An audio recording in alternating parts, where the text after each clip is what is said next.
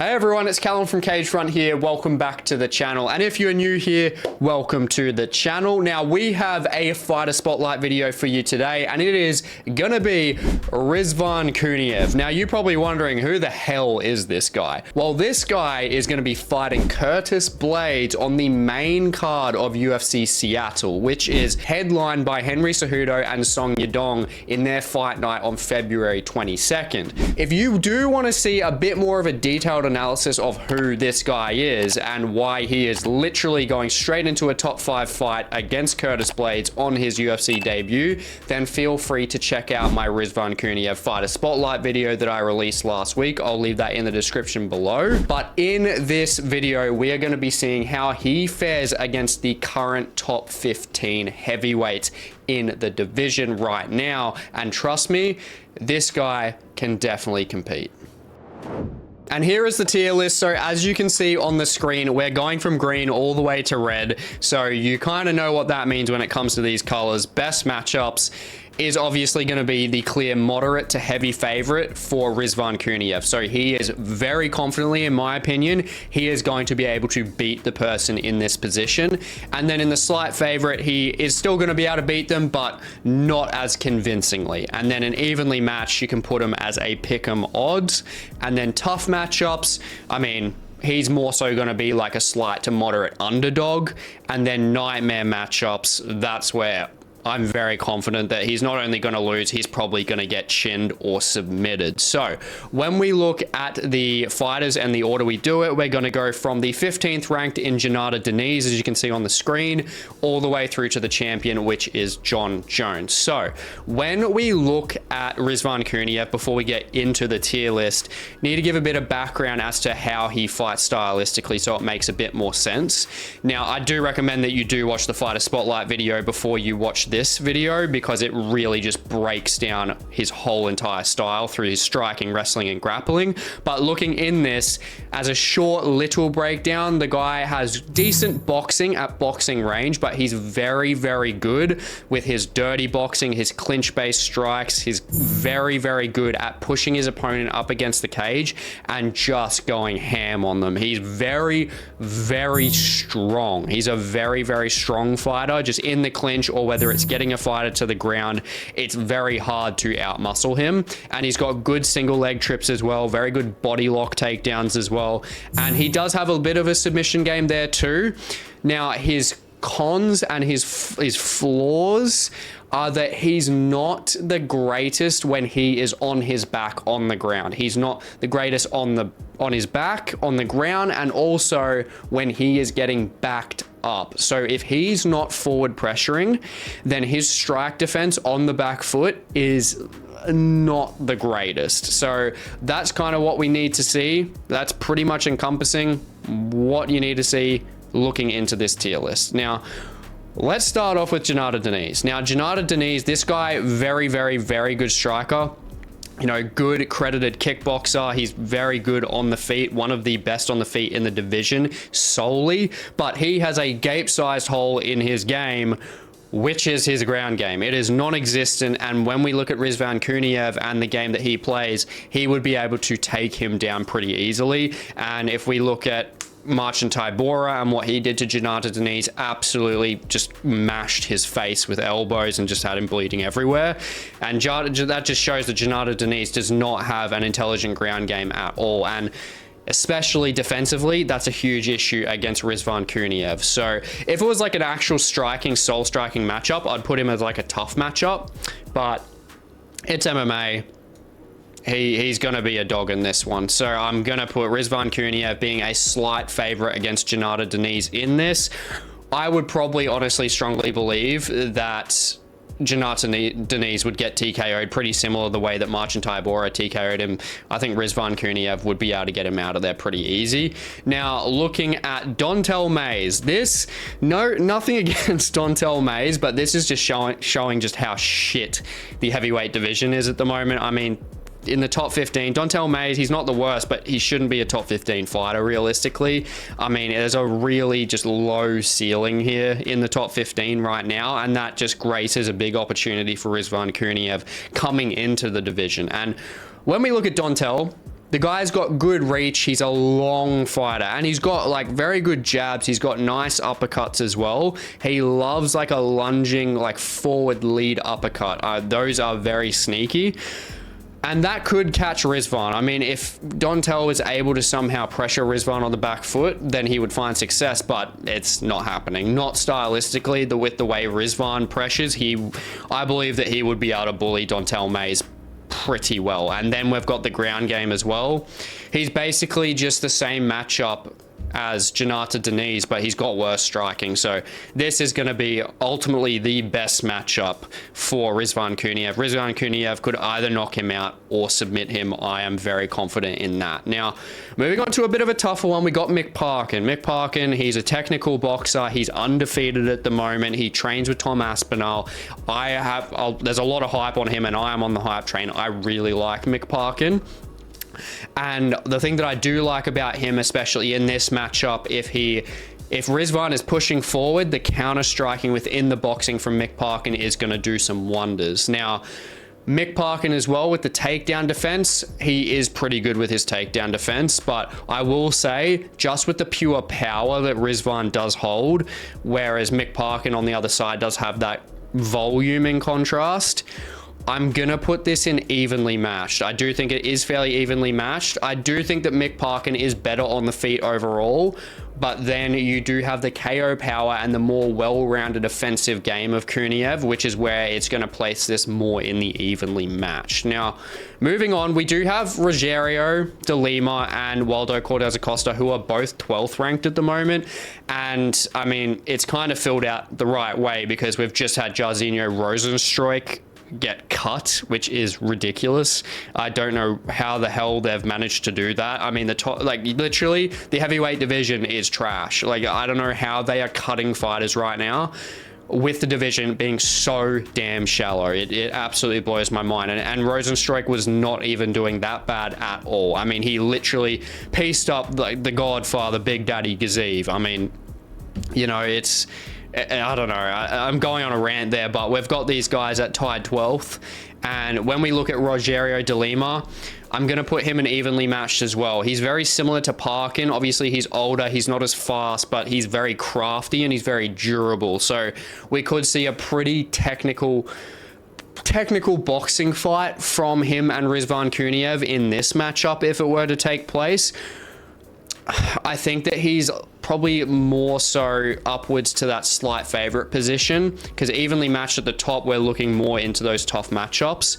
But yeah, I think Rogerio De Lima, he does have that craftiness about him. He's very good with his leg kicks, slowing fighters down. I mean, he did that against Junior Tafa very well as well. So I do think just with that craftiness, the durability, and he does have a bit of a ground game, I do think that Rogerio De Lima would be an evenly matched matchup. But the thing that I do have to say about Rizvan Kuniev as well, from what I've seen from him, the guy doesn't lose stamina. Like he hasn't had stamina issues, at least. Like he's just forward pressure, go, clinch, just smother.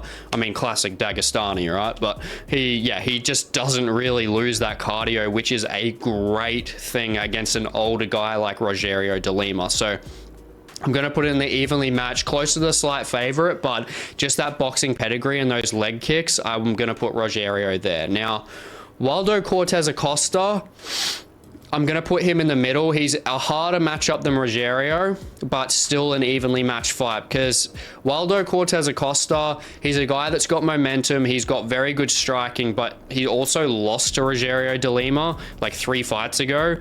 And he has wrestling himself, but it's not as good as Rizvan's.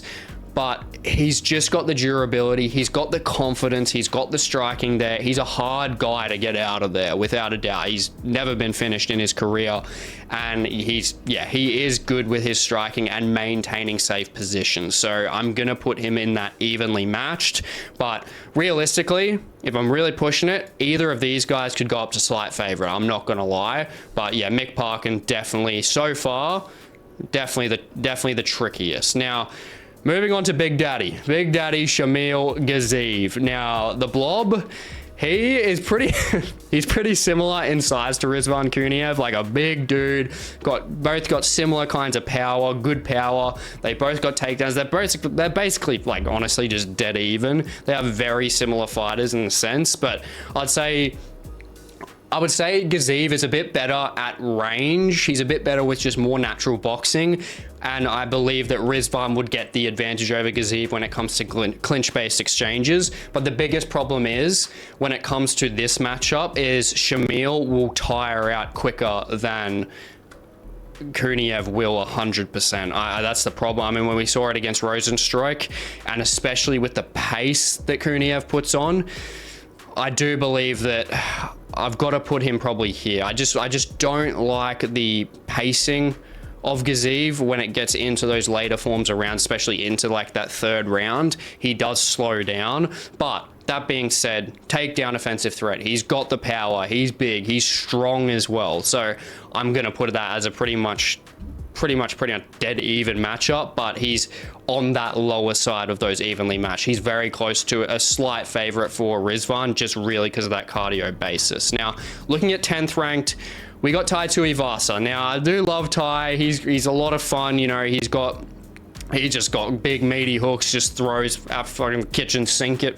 bloody people. And he went on a good run in the past, but you know, he's cutting down the ranks. And I mean, I'm Australian, and I don't know how you're not cutting Tai Tuivasa over Rosenstruik when Tai's on like a 4-fight losing skid. It just doesn't make a lot of sense to me. But looking at Tai in this matchup, I think Rizvan's got to be a slight favorite. I'd probably put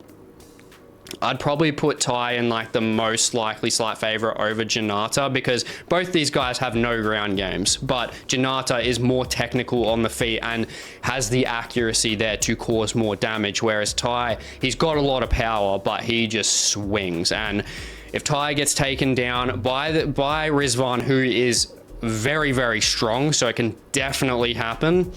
Yeah, I think Rizvan, with the accuracy on the feet that he does have and the takedown threat, I think, yeah, he's gonna be taking Tai out. But Tai is a slight favorite, in that slight favorite position, sorry. I mean, he's got the power there. He's got the one-hit KO power. That's why I'm not gonna put him up here. I'm gonna put him right at the top of slight favorite. Now, Derrick Lewis, pretty similar in that sense. I mean, not a whole lot of a, you know, big ground game or anything like that, but he's got the power equalizer. He's ultimately got the most power. But again, the ground game's an issue. I'll say Derrick has improved in terms of actually keeping himself safe positionally on the ground. So I'm gonna put him in the slight favorite. I think Rizvan, just the same thing. The wrestling, the cardio, just, yeah, honestly, the clinch-based exchanges, the accuracy overall more so as well. I see that Derrick Lewis would just be on the edge of evenly matched, but yeah, I just don't like the wrestling capabilities that Rizvan has over him. So yeah, the Black Beast is going in slight favorite against him. Now, Marcin Tybura, good, well-rounded fighter overall, very, very experienced, which has definitely got that over Rizvan Kuniev for sure. He's just a very strong, consistent test in every single department. Now, the problem for Marcin, now, is that he's old. Like, he's getting a lot older, and you can see him slowing down. He's lost fights a lot easier than I would have thought he would lose them. And that's where I think Marcin, I believe he does have to go in evenly matched, but I'm probably going to put him right dead center in the middle, because he is still so experienced, and he's one of the guys that's rare to see. I mean, literally none of these guys up here have a good submission game. He's the best submission game artist from what we've got in the tier list so far, obviously not in the whole list, but he does have that threat there that Rizvan just have to watch out for realistically. So Marcin Tybura, I believe he's in that evenly matched, but yeah, just slowing down over time, and with how well-rounded Rizvan is on top of him, but being younger, being more explosive, being stronger, yeah, I'm gonna take Rizvan. I'm probably gonna have to put Rizvan as a slight favorite. I mean, it's just that he is slow, like he's slowed down that much, Tybura has. I mean, like, I can literally just picture him getting chinned or when it comes to the ground, he just gets controlled, and to the point where Rizvan Kuniev does have good submission defense. He's gotten out of arm bars, he's gotten out of bloody triangles as well. Like he's actually got decent defensive awareness.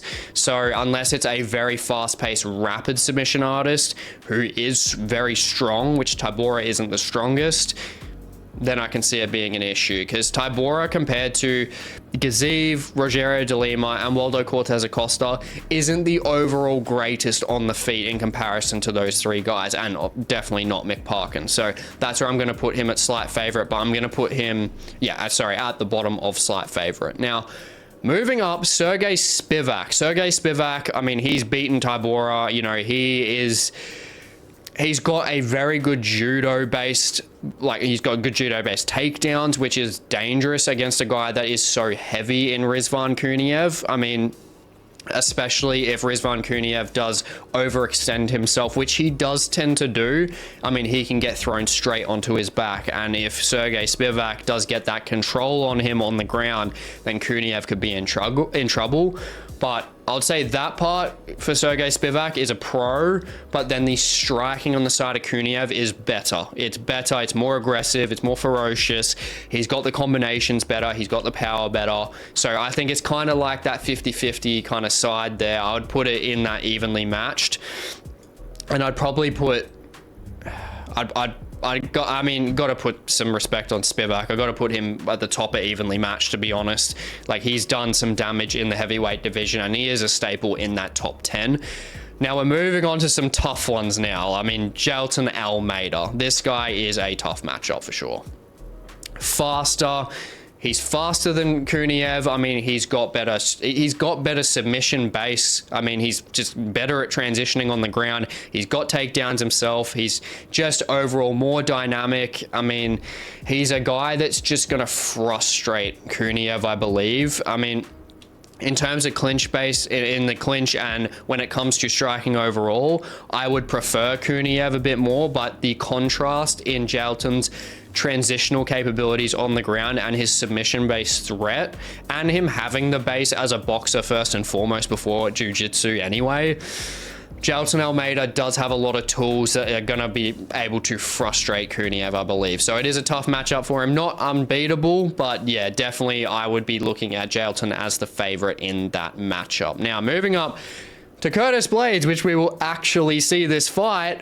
I mean, I'm going to look at Jailton Almeida as actually a tougher fight stylistically because of the tools he does have, but we've got Blaydes in contrast who, I mean, has the power, which, I mean, Jailton Almeida knows about, and he's got the good offensive natural wrestling with the strength. So it is kind of close to even in the way they stylistically are. They both are very similar fighters, but the experience would carry through for Blaydes very well in this. I'm not going to put him at the top of tough matchups. He's going to go below Jailton, but he is still a tough one. I mean, it's closer to evenly matched, but Curtis Blaydes, I mean, he's only lost to top opposition. So, yeah, I can't not put that respect there for Curtis Blaydes. I think that he should be a slight favorite against Rizvan Kuniev when they do match up, which the odds at the time of this video haven't come out yet, but yeah, decently tough matchup. Now, for Serghei Spivac, who has been looking like arse recently, he has been so boring, ruining my multis because he's not KOing people. It's a pain in the ass, but the guy, you got to admit, unless you're a point fighting style perfectionist like Volkov, who's did extremely well, or a guy like Ciryl Gane to an extent, or you're fucking Tom Aspinall just in general, Pavlovich is just too dangerous. I think he's too dangerous, and if they do get into a boxing exchange, especially the way Pavlovich utilizes boxing at his range with his reach, with that reach advantage, yeah, it's a tough matchup. I'm gonna have to put that one at the top. I mean, Pavlovich is also hard to get down as well. He's not easy to take down, and even getting to that point, you've got to take some risks. And yes, Kuniev, Rizvan, he has the stamina there, but he's not the most explosive in getting straight to the hips or getting to a single and getting it straight down. He's just someone that when he latches it, you're going for a ride. So I'm gonna say that is going to be a tough matchup. I think that Pavlovich would win that fight overall, but if they started swinging, trading, I mean, man, I'm telling you, Kuniev, he does have some power. So there is that possibility there for him without a doubt. Now, moving on to number 3, we have Alexander Volkov. And I would say evenly matched if he wasn't the fighter that he is right now. I mean, the current Pavlovich beating Volkov, who can also stand and point fight with Ciryl Gane extremely well. He is a tough fighter. Now, it is tricky where I'm going to put him. Volkov, he is tricky. I mean, he's got a huge amount of KOs. He's got a lot of experience. I'm going to put him at the top. I think I'm going to put him over Pavlovich just because he's such like a tough, unique challenge. Because Rizvan has never faced someone with that height, with that body type as well. And I mean, if Volkov is fighting the way that he is fighting against Pavlovich, point fighting on the outside, not getting trapped against the fence when flurries are coming through, and he's able to point fight with a guy that is as fast as Ciryl Gane, I think that he is going to be able to have a lot of tools, especially like teeps, to really push Rizvan back, stop him getting that forward pressure. And I mean, he's got a ground game himself. I mean, I don't think he'd be able to get Rizvan down, but if it got to the ground, I think he'd be able to keep himself safe and possibly reverse position and find a submission. I mean, Volkov is a bag of tricks at the moment. He's very tough for absolutely anyone, Kuniev included. Now, pardon me. Moving on to Ciryl Gane in at the second place. I mean, he just similar to Volkov. I'm going to put him though. I'm probably going to put Ciryl here, to be honest, because Ciryl, he has like leg locks and, you know, he's good with leg-based submissions, you know, ankles, everything. I mean, he's good there when it comes to a ground game, but aside from that, he's not the greatest. And stylistically, with the pressure that Kuniev has, I believe that he can cut off and frustrate Ciryl Gane at points, but Ciryl Gane, he's just a different kind of speed, you know, the strike speed, the movement, the lateral and linear movement, especially the lateral movement, is going to be the biggest issue for Rizvan in this fight, especially with how fast that strike speed is on top of it. He's just very tough to deal with. He's like Volkov in that he poses a unique challenge, but with Ciryl Gane just not having that super effective ground game. And just, I also think in terms of looking at the heights as well, I mean, Volkov just poses that uniqueness in terms of his chin is so far away, and Rizvan does not have a very good reach. I mean, it's about 74 to 76 inches, I believe, and it's overall not that fantastic. And if you're going against a guy like Ciryl Gane, you can catch that chin, you can be like Tai Tuivasa and possibly clip him. But Volkov, I mean, he is a guy that is extremely hard to get out of there. I mean, he was even before he had this new post-Pavlovich, you know, revelation, he's very hard to just get out of there. I mean, only Derrick Lewis could really actually do it, and that was by a Hail Mary at the end of their fight, literally in the last dying seconds. So yeah, unless he's able to like get Volkov out of there, it's so difficult. And when we look at that and translate that to Ciryl Gane is going to be just as hard, realistically. Not as hard as Volkov overall. I just think stylistically, Ciryl Gane, I think he's going to do a lot of dancing around the outside, whereas Volkov is going to be able to, like, I think he's just going to use more volume against him, whereas Ciryl Gane is going to pick his shots more, so have a lower output. But if it gets into clinch-based exchanges, I'm going to be more confident in Volkov in those clinch-based exchanges than Ciryl Gane. That's kind of long-winded at what I'm trying to get at.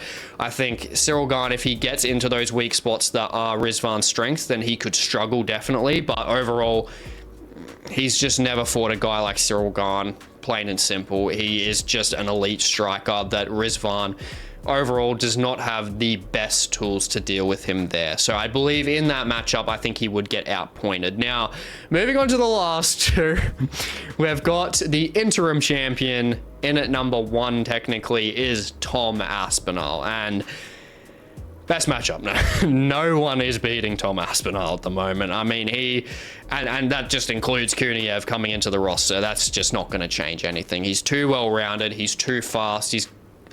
he's just a cheat code. I mean, there's literally no analysis here. I mean, Tom Aspinall would be able to beat him. If there's any way that Kuniev could do anything against Tom Aspinall, oh, he would just have to stick to him like glue. Rizvan would have to absolutely hug his ball sack. Like, he would have to be up against the cage, just continuously hugging him, like just controlling a leg, like just trying to sweep a leg out, possibly get him on his back. I mean, Tom's BJJ, I'm pretty sure he's BJJ black belt, so I don't think that really helps, but being in the clinch, finding nice pot shots, using dirty boxing, if he can find those shots, then that could be a possibility, but that is an absolute stretch. Aspinall, I believe that he just chins him like he chins anyone else. Now, looking at Jon Jones, last and not least, he is a nightmare matchup. Not as much of a nightmare matchup as Tom Aspinall, but when you look at Jon Jones, yes, he's on the older side, but he's got the reach, a much better reach than Kuniev. I mean, probably at least 8 inches more,